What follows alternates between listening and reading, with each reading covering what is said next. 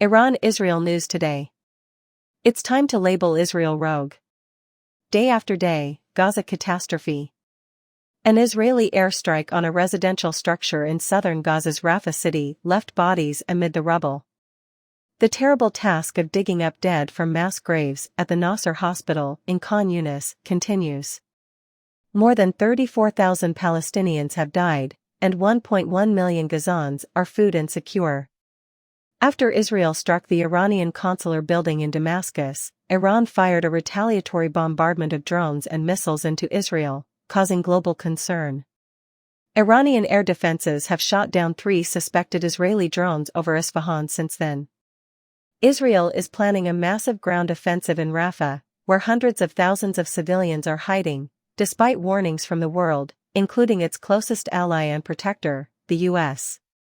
Commentators and politicians say Israel is a liability and its leaders have lost their way. Is it not time to declare Israel rogue? Sordid history surrounds the rogue state appellation.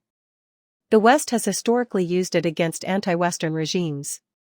The term was popular during the Clinton years for countries that were unpredictable, stubborn, and unwilling to accept international rules.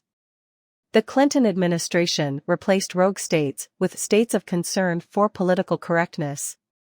As the U.S.-led war on terror split the world into good and evil, the Bush administration revived the Rouge States label as a catch-all term for world of evil countries. This designation boosts Western self-esteem as a force for good worldwide. It also justifies treating rogue governments with contempt and isolating them to prevent them from wrecking public order, sparking off wars, and undermining vast parts of the world. Ironically, Israel, a Western beachhead in the Middle East, today has all the hallmarks of a renegade state. It broke all international rules and norms throughout its deadly Gaza campaign. International humanitarian law requires states and non-state parties in armed conflicts to protect civilians, medical staff, and humanitarian assistance workers and allow unhindered relief flow. Israel has ignored these regulations. We know that most Palestinians slain since October 7 were civilians.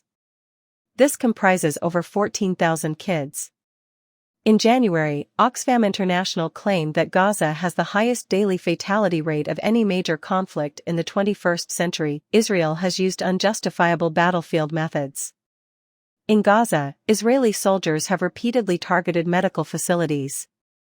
Israel has struck and killed at least 700 medical staff in over 900 healthcare facilities this campaign.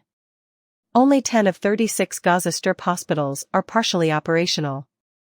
Israeli authorities say Hamas uses Gaza hospitals as military outposts.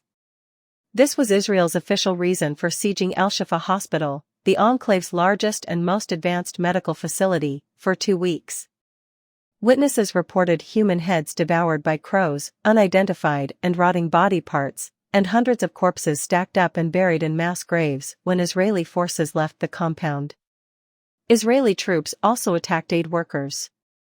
In early April, a targeted Israeli strike killed 7 World Central Kitchen workers, sparking global anger. That attack was one of several.